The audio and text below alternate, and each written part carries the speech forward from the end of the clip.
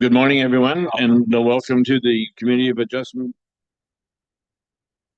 Somebody's microphone is on. I would like to thank the chair and for because I have a problem hearing the first time. It's gonna happen. Okay, I think we've got it now. Good morning, everyone, and welcome to the Committee of Adjustment meeting for Friday, July 12th, 2024. Before we begin, I'd like to read a land acknowledgement statement. We acknowledge that we are working on the lands traditionally occupied by the Indigenous peoples. Indigenous people continue to care for this land and continue to shape our township. We show our respect and will continually honor the treaties that were signed as we consider our decisions and actions. This morning, there's a public meeting scheduled for 1 consent application and 3 minor variance applications. If you wish to be notified of the decisions of any applications on this agenda this morning, please add your contact information in the sign-on sheet at the back of the council chambers, or you can submit your request online. Briefly summarize the procedure to be utilized for this meeting. First, the Secretary-Treasurer will advise the committee as to when, how, and to whom notice of each of the hearings was circulated for the applications being considered. Next, each of the applications will be considered separately. Planning staff will advise the purpose and effect of the applications and provide other information that is relevant. Secretary-Treasurer will summarize any correspondence on file, and from there the applicant will make a brief presentation if they so choose, and the public will have an opportunity to speak to the applications being considered. After the public forum, the committee will then deliberate on the proposed application and consider a motion to pass, defeat, or defer the decision of those applications. The consent application scheduled for this morning is B4-05 for 70 Points of View Road. The minor variance applications being considered are A24-29 for 20 Island 50 6 Mile Lake, A24-30 for 10 Island 1500 Georgian Bay, and A24-32 for 1486 Island 360 6 Mile Lake. And before we begin, I would ask the members of the committee if there are any declarations of pecuniary interest. Okay, seeing none, I have a motion moved by Member Hazelton and seconded by Member Matthews regarding the minutes of the June 7th meeting. I believe everyone's had an opportunity to review those. Be it resolved that the Township of Georgian Bay Committee of Adjustment approves the minutes of June 7, 2024 as circulated. All those in favor, please signify by raising your hand. The motion is carried. Madam Secretary, would you advise us to any correspondence? Notice of each of the applications was sent by first-class mail to the respective owners and assessed persons within 120 meters, 500 meters, or 800 meters, and to those persons and agencies likely to have an interest in the application. The notices were sent at least 20 days prior to this morning's meeting. Included in each notice was an explanation of the purpose and effect of the application and a key map showing the location of the property. Other relevant information may have also been provided. These circulations were provided in accordance with provisions of the Planning Act 1990. Thank you. Our first application this morning is consent application B24-05 for 70 Points of View Road. To the planner, please. Thank you, Mr. Chairman. And with your permission, I will share my screen.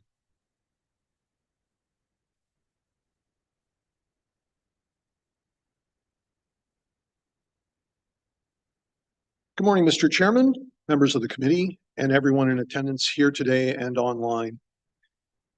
My name is Jeff Kratke, and I am a registered professional planner employed by the Township of Georgian Bay. And today, as the chairman pointed out, we're considering application B24-05 regarding subject lands known as 70 Points of View Road. The agent is SVN Architects and Planners.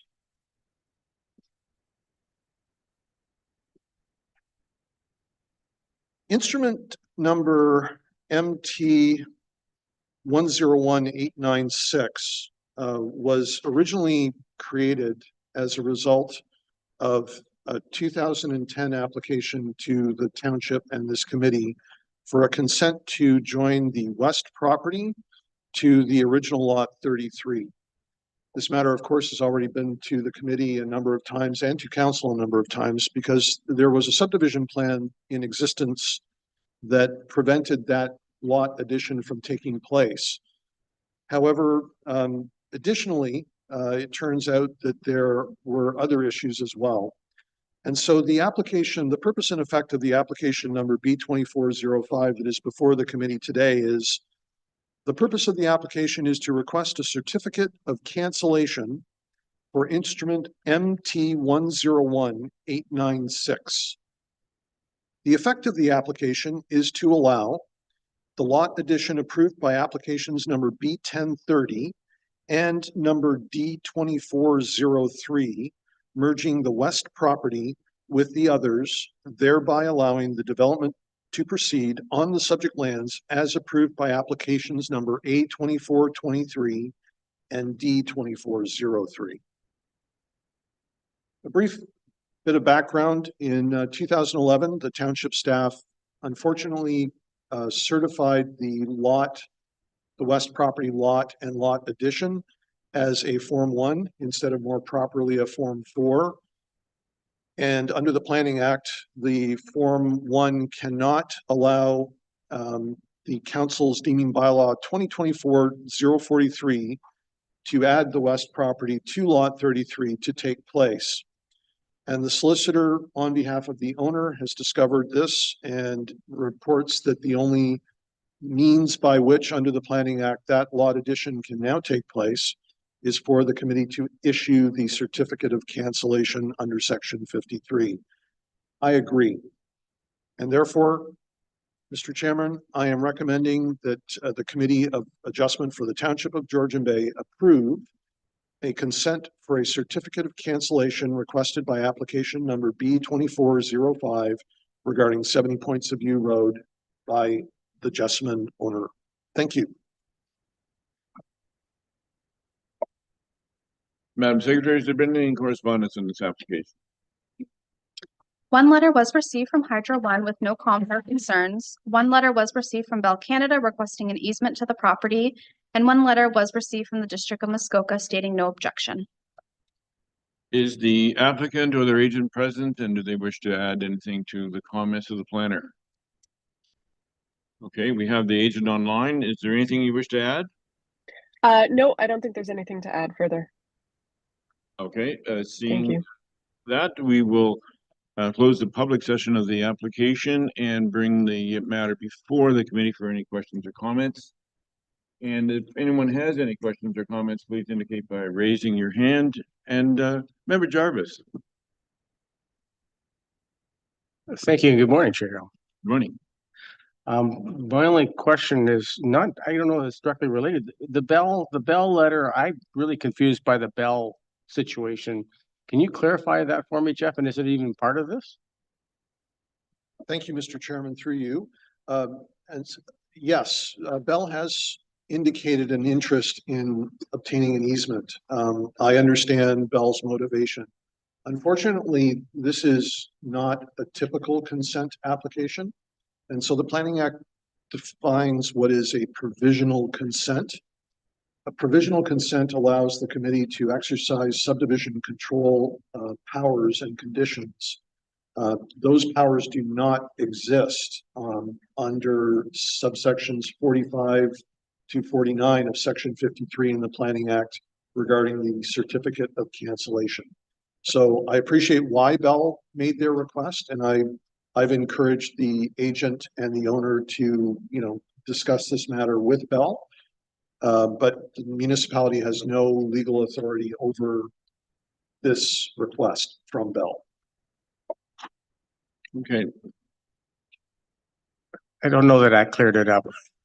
So Bell's application for an easement would be separate, totally separate from what we're discussing here today, in essence.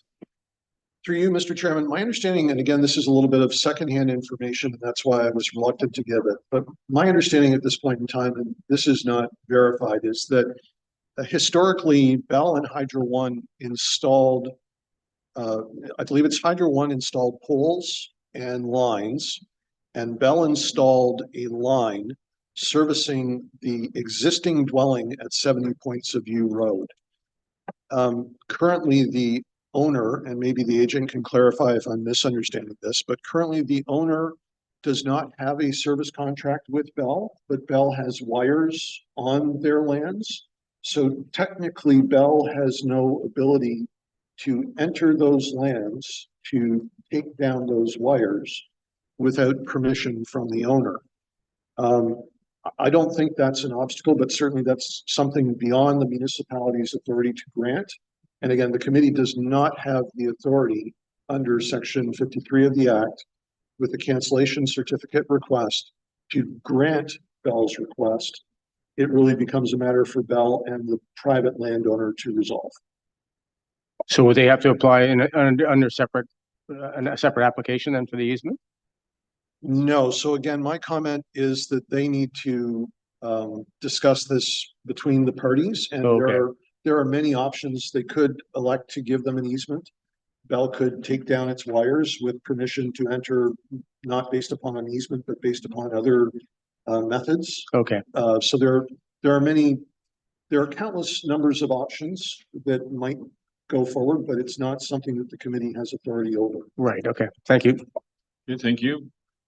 If there are no further questions, I will read the resolution.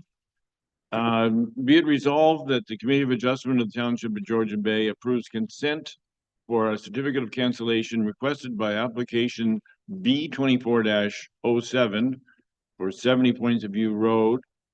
All those in favor, please signify by raising your hand. Thank you. The motion is carried and the application is approved.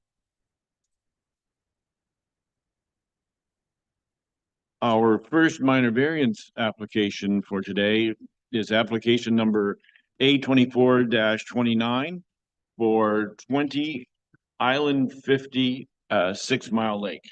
To the planner, please. Thank you, Mr. Chair.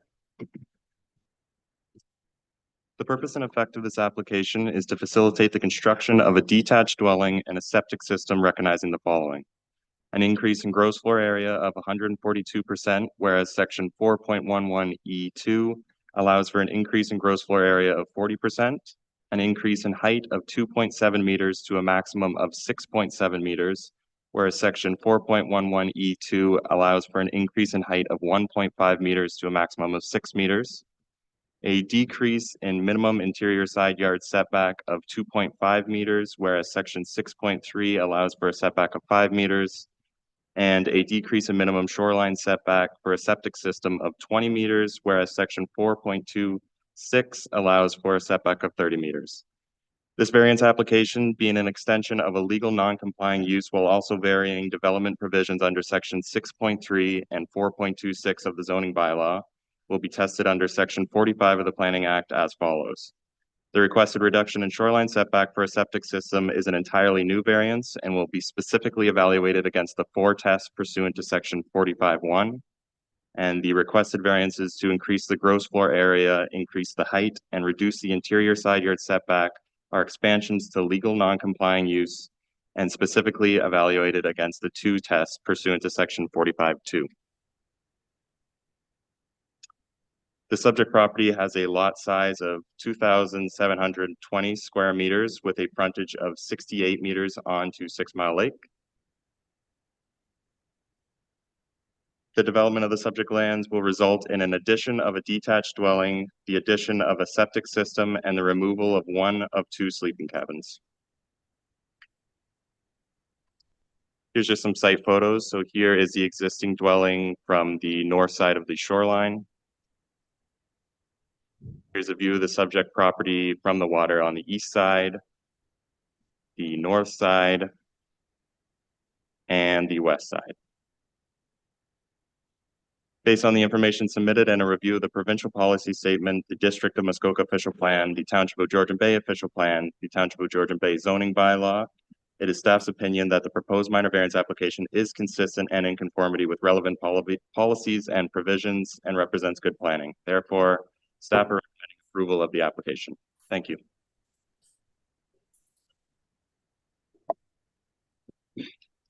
One letter was received from Helen Wallace Edmonds stating if the application is granted, she would respectfully request that a condition be included requiring the preservation of vegetation between the water's edge and the proposed dwelling, as well as the septic system. And one letter was received from Mary McCaig referencing Ms. Edmonds' request and agreeing to the same.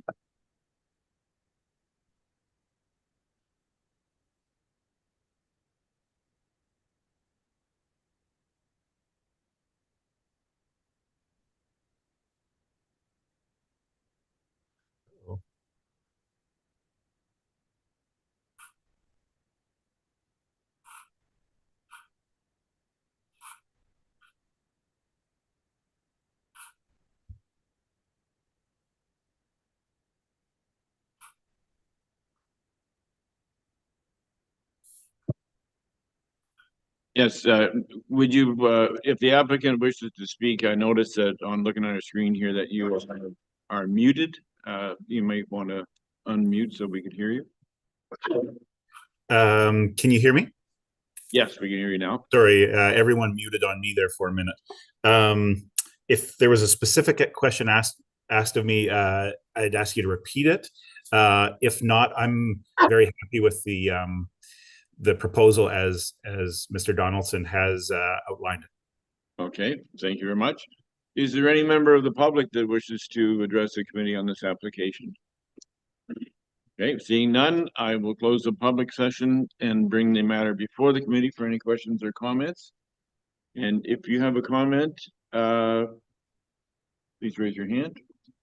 Member Jarvis, please. I'm glad to see I beat Member Matthews to the punch on this. Question to the planning department. There's been a request by a couple of neighbors about vegetation and maintaining it. I think something in the report indicated there was going to be an effort to do that. Is that something we can put into the our recommendation? Thank you, and through the chair. That is a decision that the committee can make if they wanted to add that condition. As I've stated in the report, and as you've said, there's full intention to maintain that shoreline vegetation. And regardless, the applicant has to adhere to the township tree cutting bylaw, which would preserve the majority of the vegetation in that front yard setback anyway.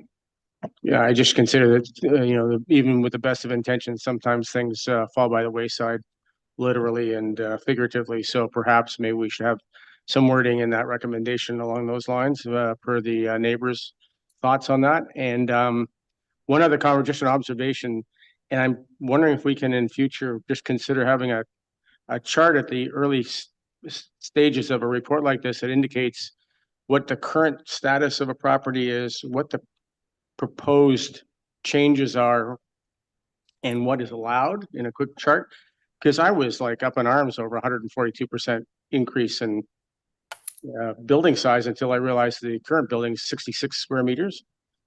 So when I start adding things up, and this is my math, so pardon me if something's wrong, we had 142% increase in the building size, 67% increase in height, 50% decrease in side yard setback, and a 33% decrease in septic setback.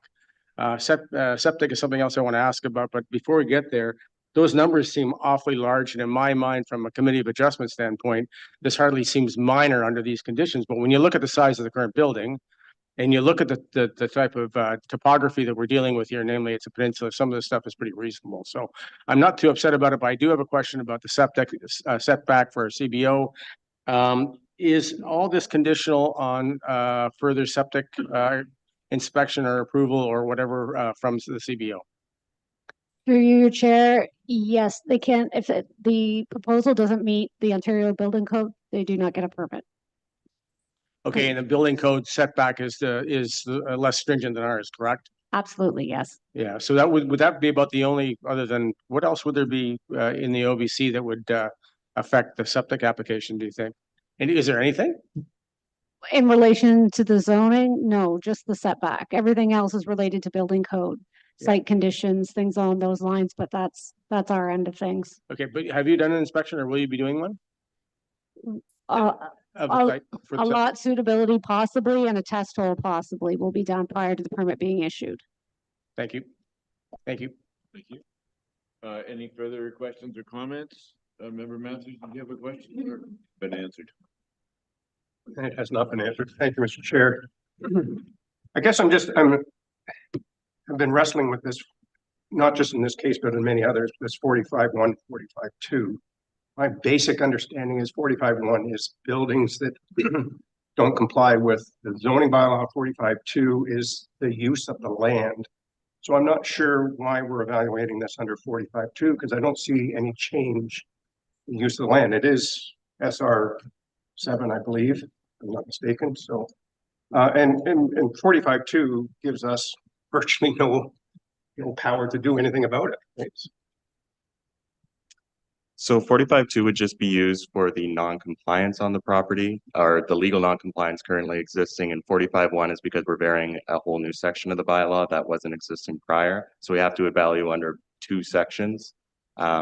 Like I said, the septic system may be evaluated under the 4 tests, but the 2 tests only for the expansion of that legal non-compliant dwelling. Again, I believe we're going to try to schedule some sort of information session so we can all have a better understanding of how we evaluate these tests. But as for this application, we're evaluating the expansion under the 2 tests and the decrease in setback under the 4. Okay, I understand the septic, but I'm still wrestling with the building because it is a cottage there that's right now, and they're going to expand it, right? So the land use hasn't changed, and that's my, and perhaps I'm misunderstanding 45-2, but I thought 45-2 was essentially if the land use, if it's a house in a commercial area, then that's the wrong land use. But Through the chair, it has nothing really to do with the land use. The land use is remaining the same. It's the fact that it's a legal non-complying dwelling. So it won't be, guess what I'm trying to say? I don't know if I can divert to Derek with better understanding of the 2 meanings of them, because we've been wrestling as well with this between 45-1 and 45-2. Certainly through the chair. So there's no distinction in law between legal non-complying, legal non-conforming. These are terms we've all historically used. If there's something existing and they wish to expand it. So it doesn't matter. And you're right, to committee member Matthews, the land use is not changing. In this case, the expansion is not a change of land use, but it's an expansion to a use that's permitted, but to the size of it. So those distinctions that still exist and we still tend to default to in terms of making distinctions between legal non-conforming and legal non-complying. The courts have shown there's no distinction in law between the 2. It either if it conforms or doesn't, and if it doesn't conform or comply to something, and they wish to enlarge it, then it's a section 45-2 application. so can we not? I'm not going to take this till noon hour, believe me, but and maybe as I think Mr. Donaldson indicated, you're going to have an information session on this because I feel hampered, quite frankly, in the 45-2 that there's really very little that we as committee can do and express our concerns on this under 45-2, where 45-1, there's 4 possibilities. In the meantime, Planner Donaldson's correct. So the committee has requested and staff will be putting together an information session, both for Committee of Adjustment and Council's requested similar information, but staff are happy to reshare some of the legal articles that have been shared in the past with the committee members that provide a good layman's explanation, I think, of the distinctions. Layman, I think I could understand. Thank you. Okay, Member Jarvis. I think member Rivet may have had a question before me. Yes, thank you, through you, Mr. Chair. I'm just concerned a couple things. I don't understand how it's an existing residence. It's been there. I don't understand how it's legally conforming or complying when it's already been there. My only concern, well, one concern is the comments from the neighbors. My other concern is the setback. I don't understand the rationale why it needs to be so close. There's sort of no way that you can avoid that setback. It's such a narrow little peninsula. I'm really concerned that happy the neighbors today, but the neighbors tomorrow may not. So is there any reason it can't comply with the setback? And the only reason I ask that is because there's a mention that it's a legally non-conforming, an expansion or an increase to the legally non-conforming setback. So could I have clarification on that? Certainly, through the chair. It's legally non-conforming because it is placed closer to the shoreline than our current bylaw allows for. However, it was built much previous to this current bylaw coming into effect. There's several lot constraints with it moving elsewhere. One that could be noted is it would require much more tree coverage loss if it was moved elsewhere. It's pretty densely vegetated elsewhere on the property, whereas where it's currently sitting, there's not much vegetation. Further, the fact of if it can be moved somewhere else is not a test under our minor variance 4 tests or the 2 tests. It is what's being requested before us by the applicant, and I'm just looking at it that way.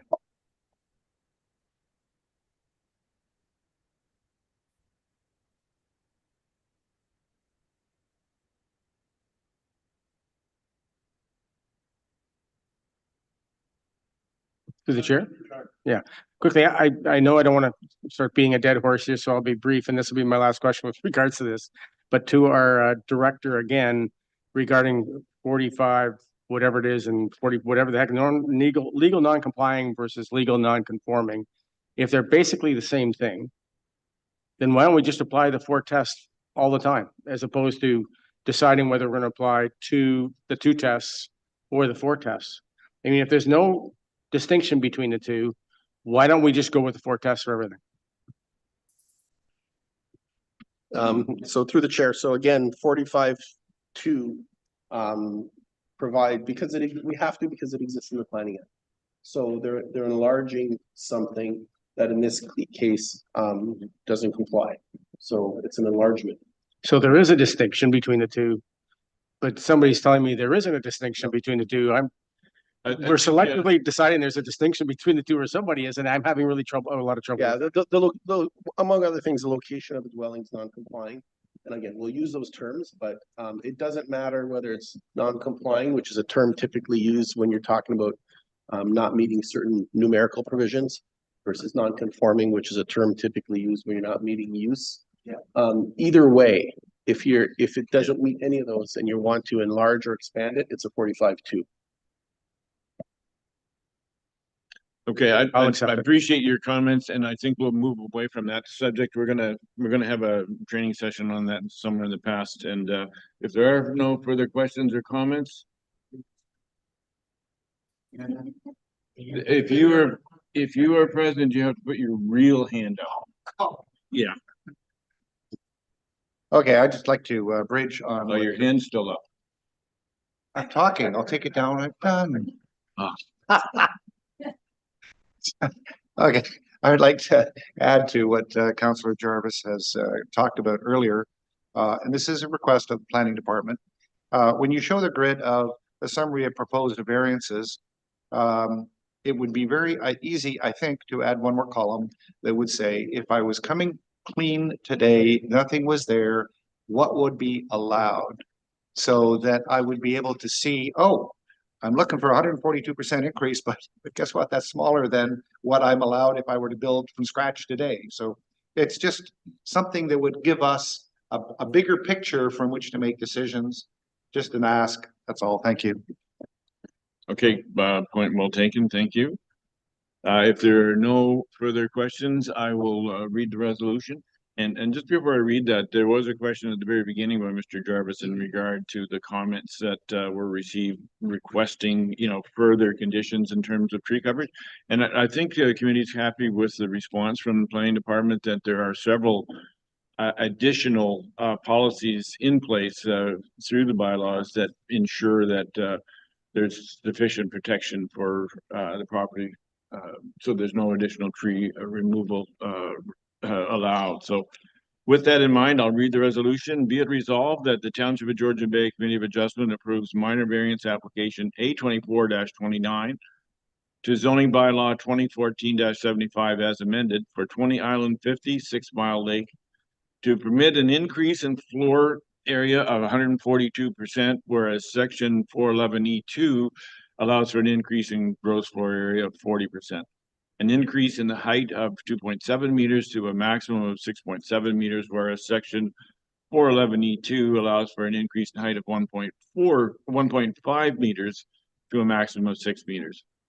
And 3, a decrease in the minimum interior side yard setback of 2.5 meters, whereas section 6.3 allows for a setback of 5 meters. And a decrease in the minimum shoreline setback of a septic system of 20 meters, whereas section 4.26 allows for a setback of 30 meters. And subject to the following conditions: that the owner provide a property tax certificate or correspondence from the Township Financial Services indicating that all property taxes have been paid up to date with respect to the property that is subject to this decision, and that this decision applies only to the proposed dwelling and septic system as indicated in Schedule A attached here too, and forming part of this decision. Any other variances that may appear on the schedules that are not listed in the written decision are not authorized, and that this decision expires 3 years from the date of decision if building permits have not been issued for the development. All those in favor, please indicate by raising your hand.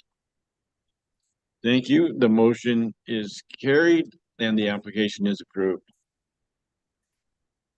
Our next minor variance application is A24-30 for 10 Island 1500 Georgian Bay. To the planner, please.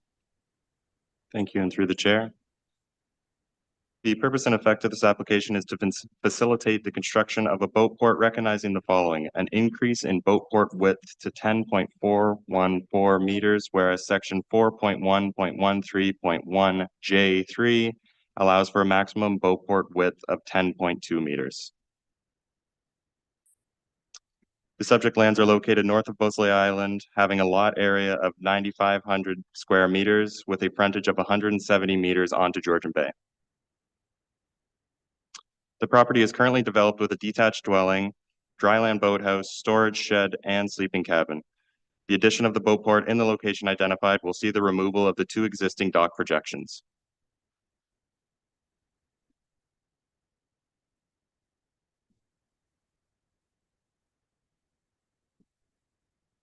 Are we okay? Oh, I'm getting a message that my internet connection's bugging out here. Okay. All right. All right.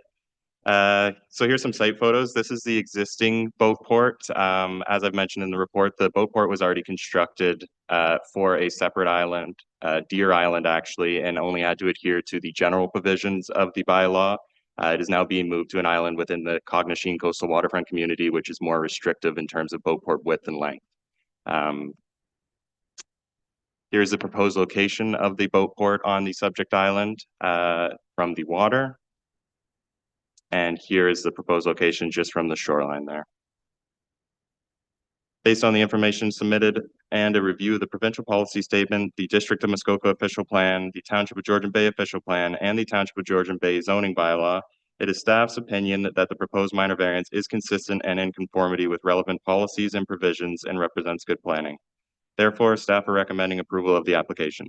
Thank you. Madam Secretary, has there been any correspondence? 7 letters of support were received from Bruce Youngblood, Barbara Oden, Bill Oden, Gordon McQuam, thank you, Michelle Faryertz, Nicole Miles, and Rob Woodruff. And 1 letter of objection was received from Frank and Patricia Mills.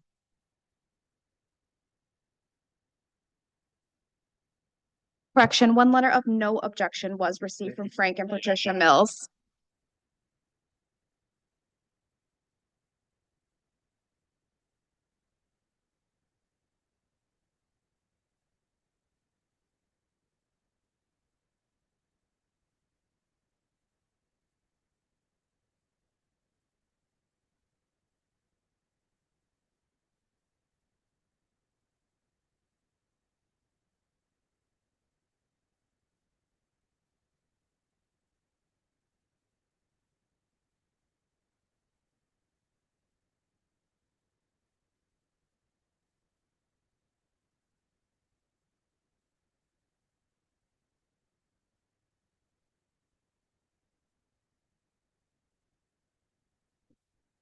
Thank you, Mr. Chair. Very kind of you. As the planner mentioned, this doesn't quite comply with the Cognizine plan.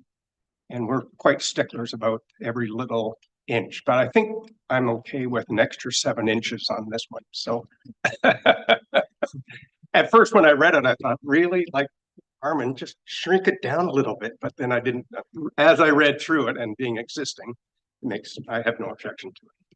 Thank you. Member Jarvis, you have a question? Yeah, as much as I'd like to have Armand make it smaller.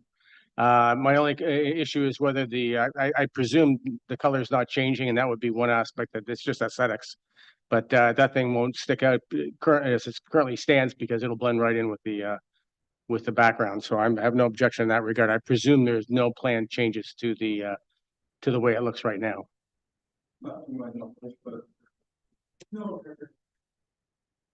Appreciate it. Okay, And I'll stick you to it. Any further questions or comments from committee members? Seeing none, I will read the application. Moved by member Matthews, seconded by member Hazelton.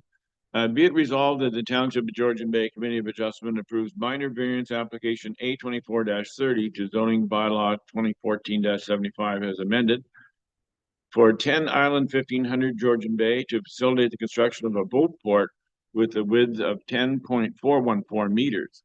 The above noted approvals are subject to the following conditions: that the owner provide a property tax certificate or correspondence with Township Financial Services indicating that all property taxes have been paid up to date with respect to the property that is subject to this decision, and that this decision applies only to the proposed boat port as indicated on Schedule A attached hereto and forming part of this decision. Any other variances that may appear on the schedules that are not listed in the written decision are not authorized, and that this decision expires 3 years from the date of decision if building permits have not been issued for this development. All those in favor, please indicate by raising your hand. Thank you. The motion is carried and the application is approved. Thank you very much. The final minor variance application is A24-32 for 1486 Island 360 and 6 Mile Lake. To the planner, please.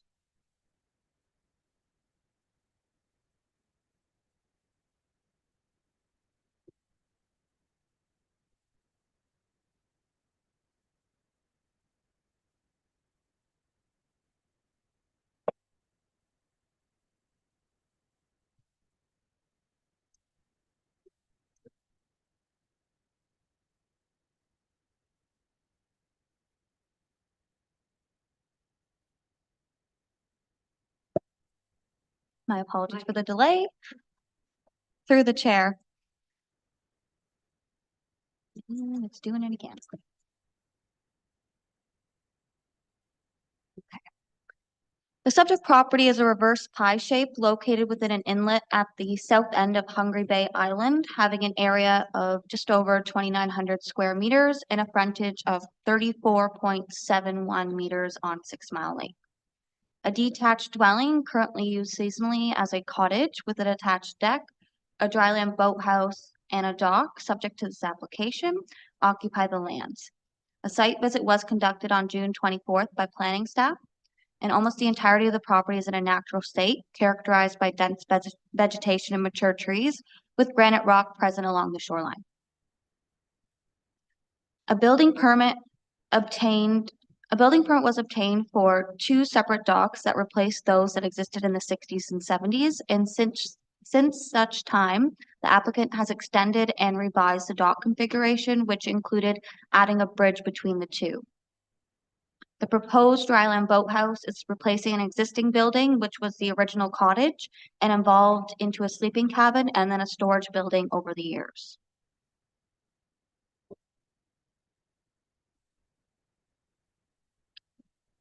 The applicant is proposing a dryland boathouse with a height of 4.57 meters, whereas the zoning bylaw permits a maximum building height of 3.5 meters and a width of 4.87 meters, whereas a maximum width of 4.6 meters is permitted. They are also proposing a dock having a length of 13.41 meters, whereas a maximum length of 10 meters is permitted. A boat port with a height of 4.39 meters, whereas a maximum height of 3.5 meters is permitted, and having a width of 6.38 meters, whereas a maximum width of 5.8 meters is permitted. Both a dryland boathouse and a boat port are being permitted, are being proposed, whereas only one dryland boathouse or boat port or in-water boathouse is permitted. And finally, they are proposing a cumulative width of shoreline structures, being those in the water, of 22.5% or 7.82 meters, whereas a maximum cumulative width of 15% of the lot frontage or 5.2 meters is permitted.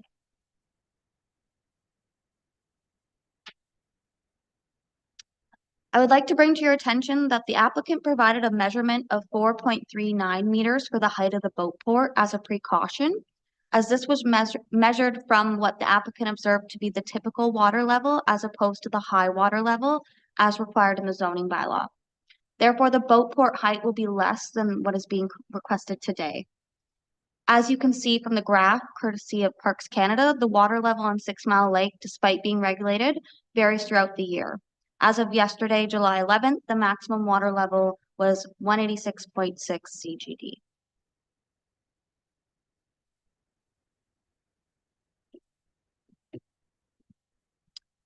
The lands are designated waterfront within the district and township official plans, being in stratum 2 deer wintering area and abutting a shoreline with type 2 fish habitat.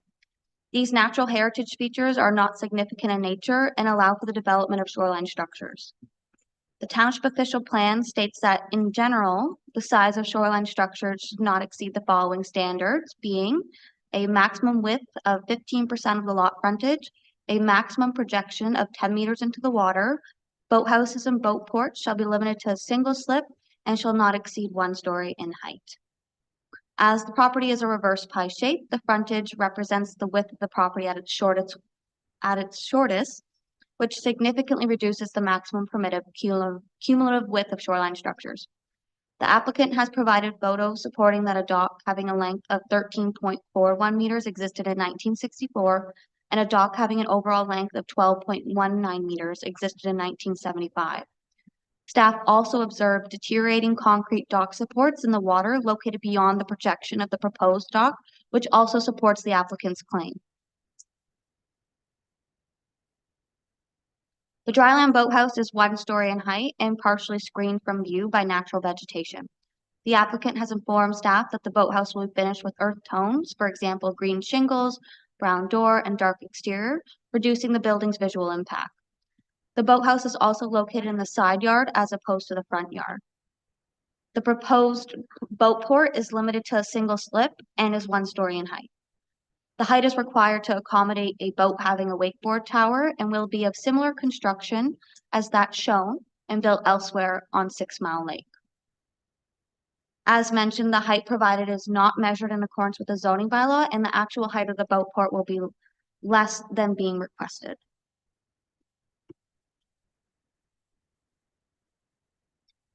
The applicant is seeking relief from provisions in the zoning bylaw pertaining to shoreline structures. The intent of these provisions as a whole are to prevent shorelines from becoming overdeveloped, limit the visual impact of development on a property, and encourage a balance between built form and natural heritage. Additionally, the intent of restricting the length of docks on 6 Mile Lake is to minimize their presence and to ensure that no navigational issues will arise. Similarly, by limiting the massing and number of buildings within the front yard and along the shoreline, the visual impact of development on a property is restricted, and the natural state shoreline area, as defined in the zoning bylaw, is maintained. The dock complies with the minimum side yard setbacks and maximum width provisions.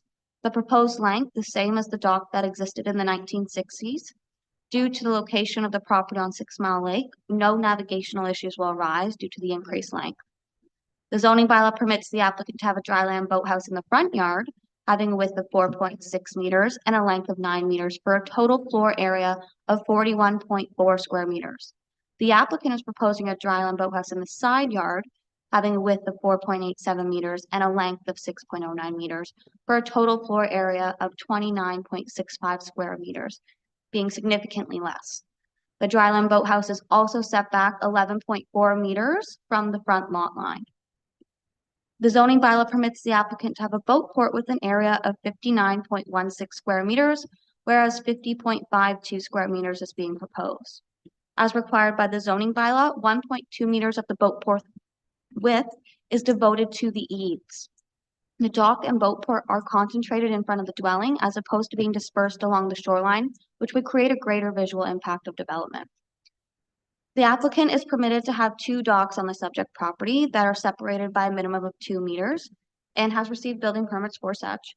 However, the connection of the 2 docks for strength and stability increases the cumulative width of shoreline structures to 7.82 meters or 22.5%. The presence of one U-shaped dock does not conflict with the intent of the zoning bylaw, being to prevent overdeveloped shorelines and to limit the visual impact of development on a property. A detailed analysis of the development proposal against the 4 tests of a minor variance is included in the associated staff report. Based on this analysis, staff are recommending approval of all variances. The committee can either approve or deny any one of the requested variances and can defer the application to a later date if additional information is required to come to a decision. Thank you.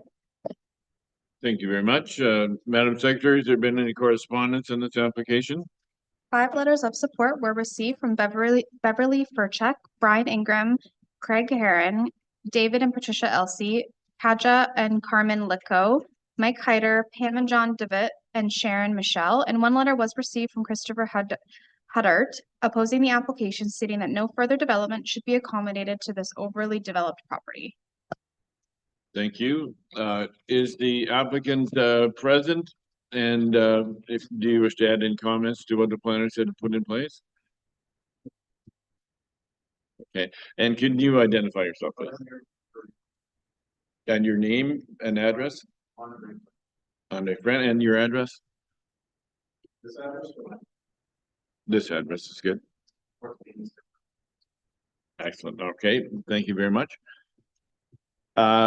Is there any member of the public that wishes to address this application? Is there anyone online? Okay, seeing none, I will close the public session and bring the application before the committee for any questions or comments. Member Predko, please. Thank you. I thought you were waiting for Member Jarvis to raise his hand, but he's used up all his questions, so. Oh, no. So my question is to the planner, and it's concerning the shoreline structure limit of 1 boat port or 1 dry land boathouse. And I'm just wondering, what's the threshold for a request like this, that it would be a zoning application or zoning amendment application versus a minor variance? Through the chair, the difference between the 2 would be whether or not the development could meet the 4 tests of a minor variance.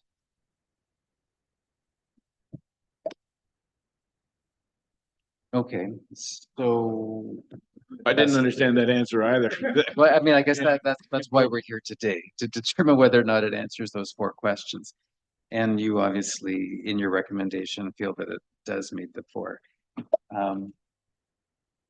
Okay, that's for right now. That was my first question, but I'll let it go for other questions. Thank you. Are there any further comments or questions? Member Jarvis, please. Just begging for somebody else to ask a question other than me, aren't you?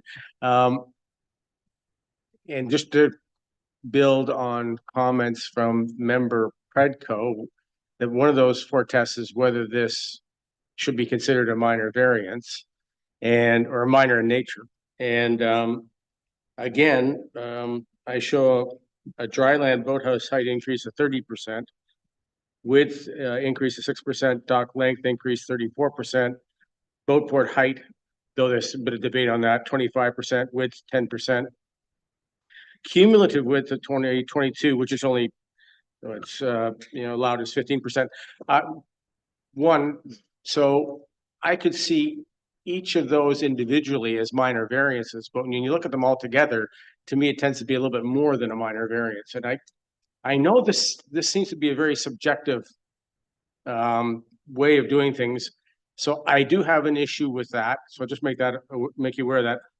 But further, I think in one of the letters that was submitted, the letter writer commented that the shoreline, cumulative shoreline width was more like 50%.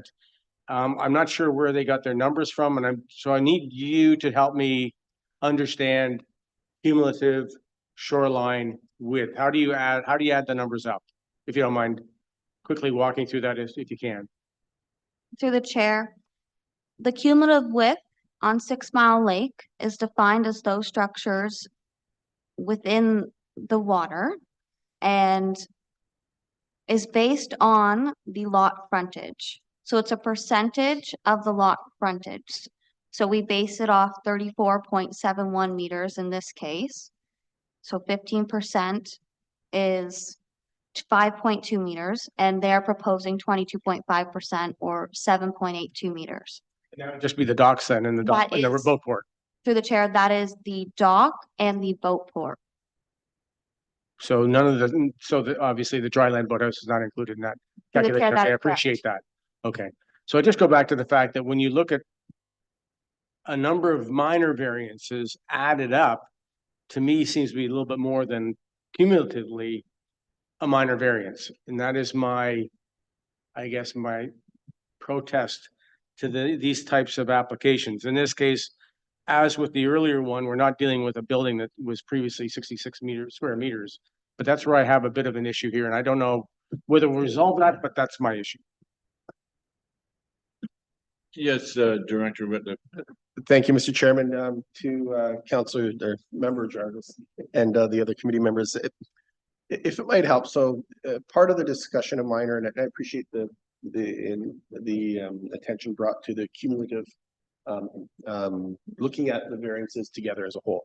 And part of the discussion of minor relates to whether it's minor or not, the committee should consider impacts.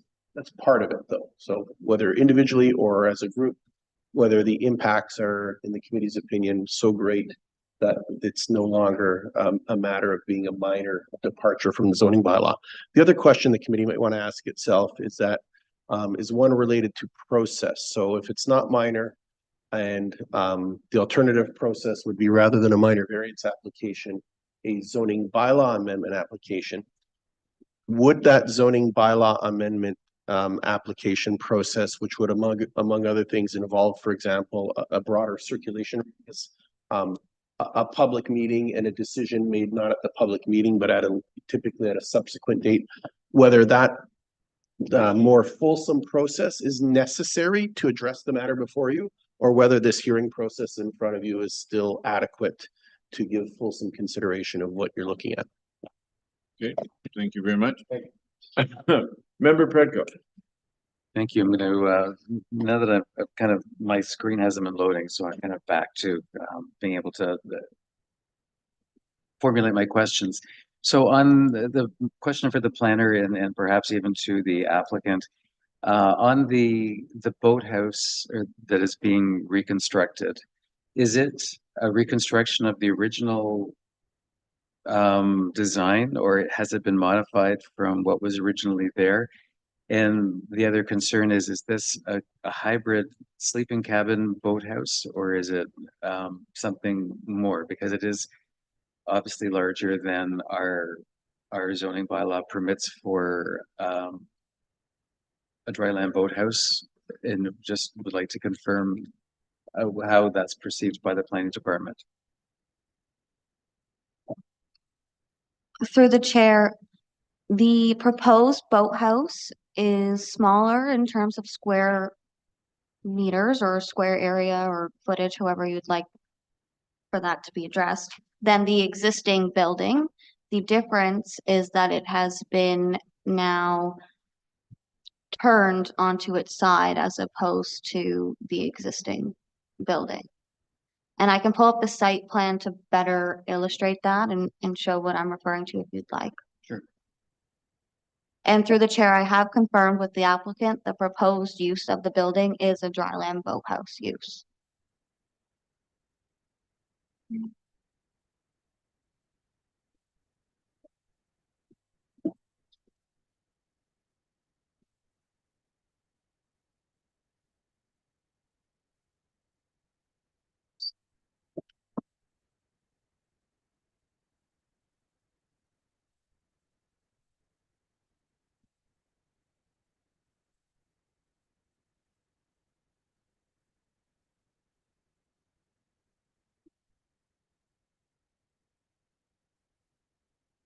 Through the chair, the site plan is showing here the proposed boathouse in this blue outline. The black outline is the existing building that was there. Okay, thank We you. got that? Sorry. And then from a height perspective, was the original dwelling the same height as the current?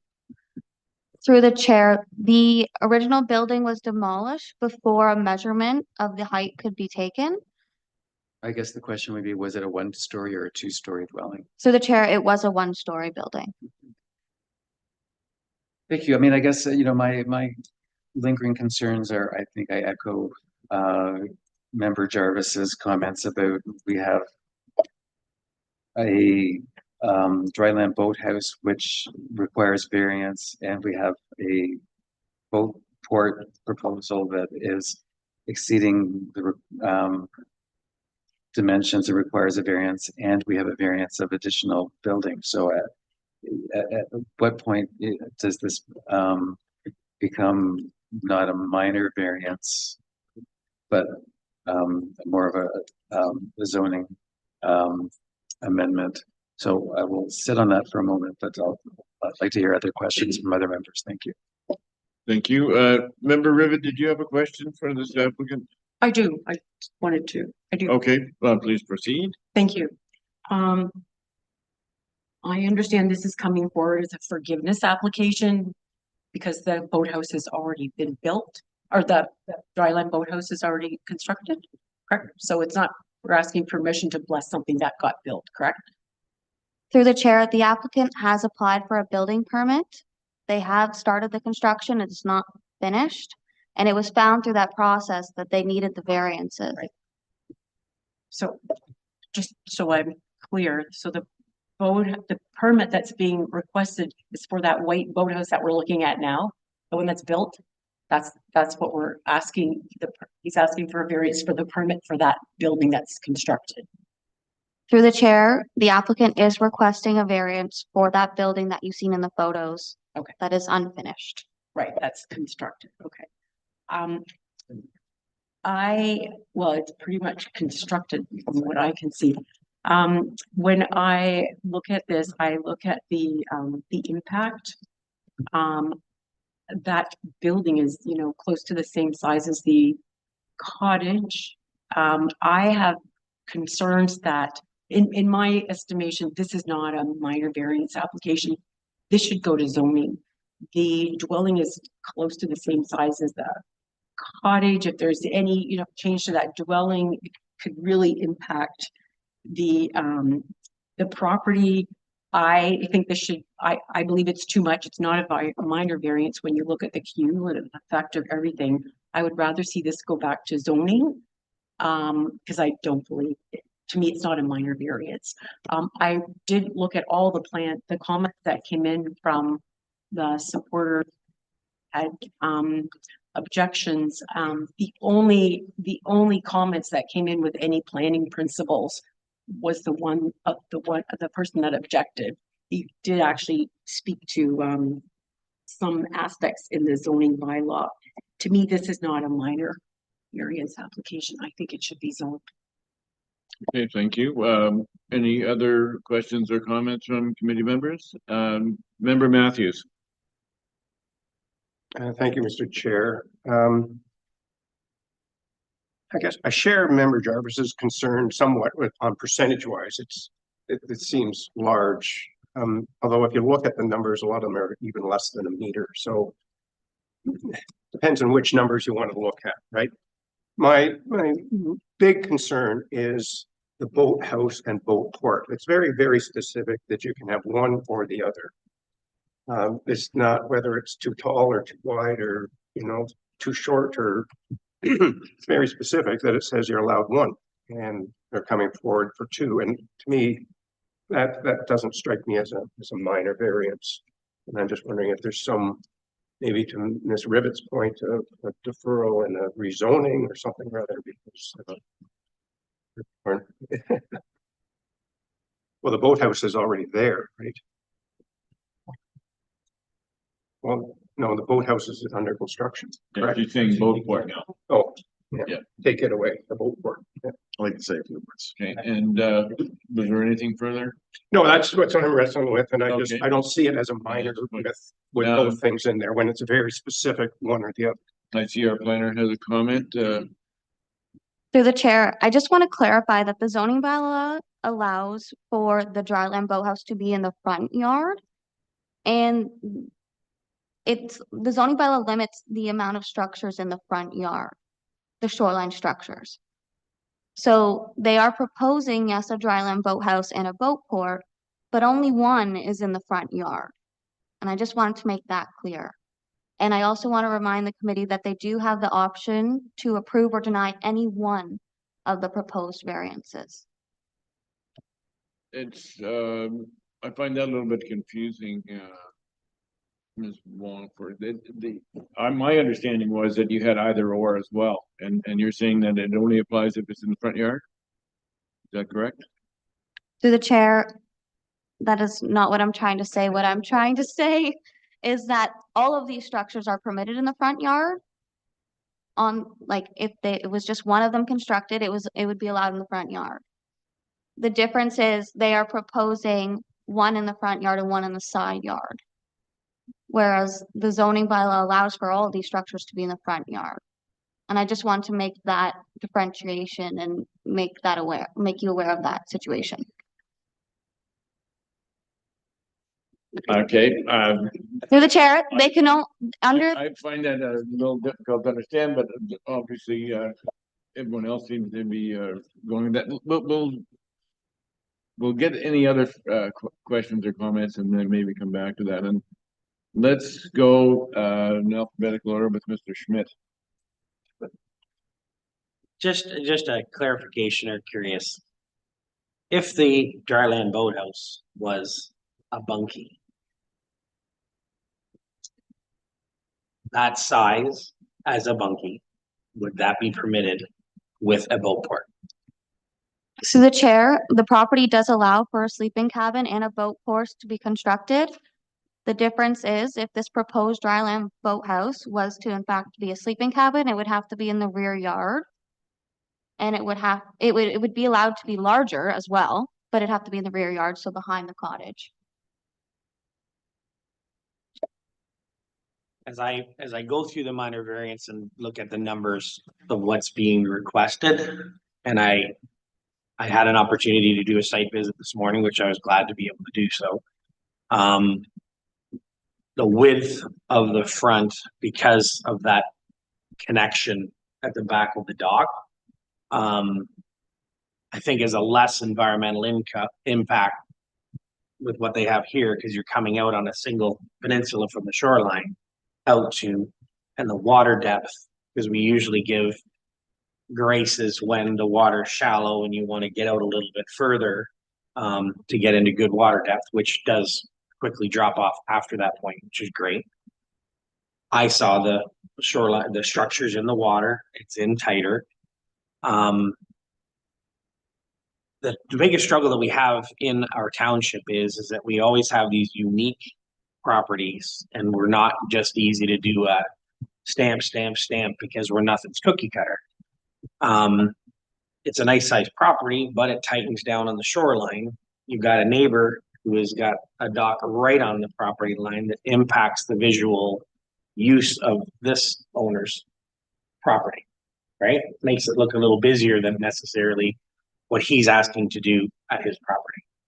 So I don't have an issue with the boat port. It's a boat port, so you get to look through a chunk of it. And the dry land boathouse / whatever is there, and I don't consider this an overdevelopment of the property. I think whether this gets delayed and pushed back into a rezoning and loops back around, I think the end result will be an approval of this application one way or another, how it ends up getting sliced and diced. That's my 2 cents. Good point. Okay, I remember that. Member Hazelden, you've no questions? Okay, thank you very much. I noticed that the applicant had his hand up earlier and wished to add a little bit, so please go ahead. Good morning, everyone. Thank you for all your comments. I was hoping just to keep silent, but sometimes a little bit of context needs to be provided. It can't be easy sitting up there and looking at these applications day after day. There's a lot to take in a short period of time. So just want to give you some context and respond to a couple of the comments that were made.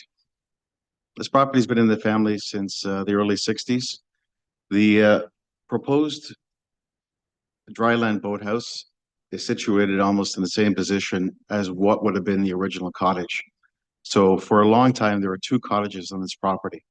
The second cottage, which is only 20 feet in width, was built in 1967. Member Rivet commented that the context between the two structures, this dryland boathouse looks onerous. It looks onerous because the cottage is only 20 feet wide. It has not been changed since 1967. It's a 670 square foot cottage. There are cottages on 6 Mile Lake exceeding 90 feet in width. If I was proposing this dryland boathouse beside one of those structures, you probably wouldn't have a problem with it. But because it's beside a tiny, tiny cottage, you're contextualizing the imagery. Member Jarvis commented that the dryland boathouse width is 27%. It's 2.7%. So maybe you missed the decimal there, respectfully. There's also, this is a game of terms. I could have called this a garage. The garage needs to be in the backyard. 1/3 of this property is marshland, and the cabin as it's situated right now is already sitting at the edge of the marshland. That's why I turned it on its axis 90 degrees. If you look at the site plan, I replaced the original cottage, later became a garage, later became a bunkie, and then eventually tore it down and rebuilt the structure in the same position, but turned it 90 degrees. One of the members mentioned the neighbor's dock making the shoreline look busy. That is indeed true. It's a busy looking bay because the neighbor has 3 docks and they all converge into a reverse pie configuration. So my options are pretty limited. Member Jarvis also mentioned that he has concerns with a number of variances. I could be incorrect, but I don't think we're not summarizing all the variances into one number.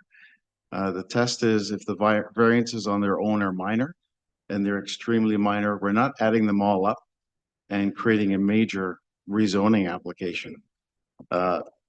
It was recommended by the good planning staff here that I roll this into one application, the first of which has been done since the 1960s. And I just wanted to hammer this all out at once, make it easier for the township, make it easier for myself. So I just wanted to say a few words. Okay, thank you very much. And that does clarify a number of the questions that we had earlier, especially the math question.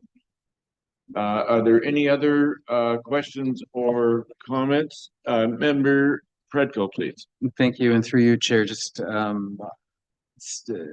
appreciate the owner's comments, and I just wanted to make one comment back to our planner and her comments about the side lot versus the back lot. I'm so in section 4.1.12.4B of the zoning bylaw. It says where permitted, only one dryland boathouse, in-water boathouse, or boat port shall be permitted per lot. It doesn't concern itself with where on the lot. So, and then I was going to ask if this dwelling is on the side lot, and it is not concern as to what the purpose of this, if you're calling it a garage versus a boathouse, would a sleeping cabin or a garage make a difference to the interpretation of the zoning bylaw? Through the chair, the reading of that provision regarding the number of boathouses, boat ports, is correct. However, I just wanted to note that all of those structures are actually permitted in the front yard. Whereas the applicant is proposing, yes, a second structure, a second building in the form of a dryland boathouse, but it is in the side yard. So I just wanted to make that clear. And I'm sorry if earlier I did not explain that well. And then to address your questions regarding the use of the building, if the building were to be a sleeping cabin, it would have to be located behind the cottage. Same for a detached garage. Now, if the applicant were to do that, he would be able to construct larger buildings behind the cottage, and he would have to remove quite a substantial amount of vegetation, because as soon as you go behind the cottage, you can see a wall of dense vegetation. Thank you. But I'm with you. I understand what it is you're saying. We're in the semantics here. You know, you call that building something else and different set of rules apply. And, you know, if it was a matter of changing the application, instead of you applying for an additional boathouse, you were applying for a relocation of a bunkie.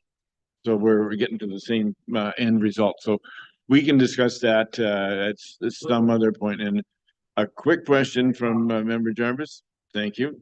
Actually, this is pursuant to what was just mentioned.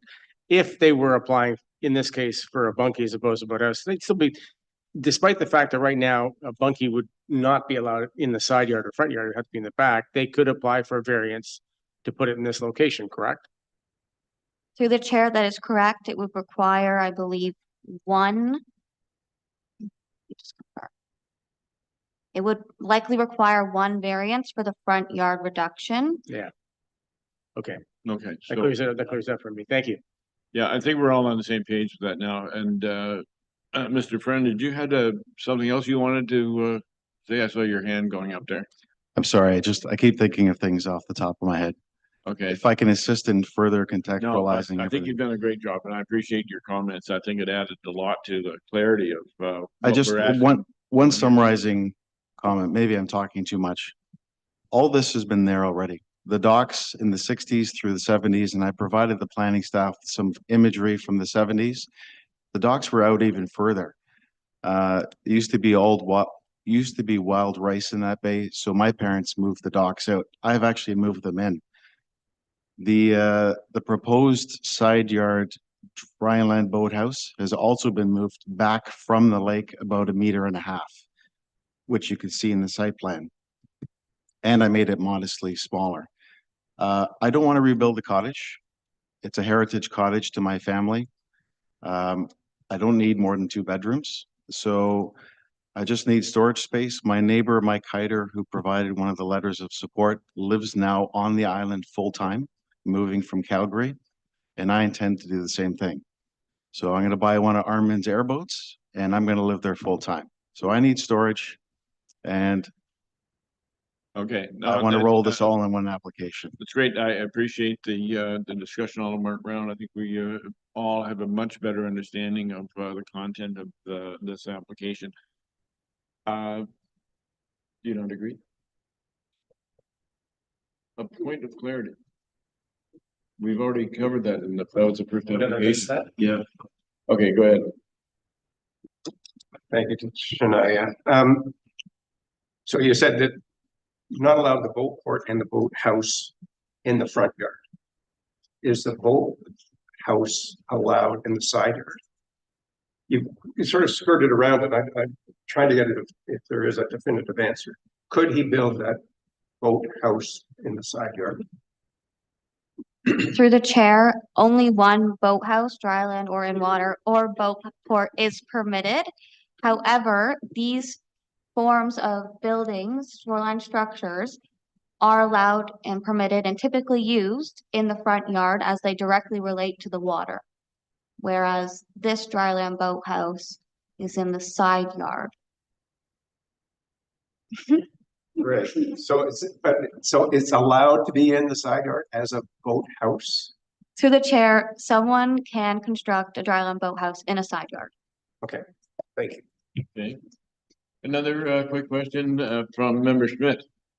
If this was a garage and they were here for a minor variance, that structure would be approved. So whether it's a garage for a car I think we're splitting hairs. I think we're all. That's really what I think this is. Yeah. Yeah. Wow. That stung, but I deserve it.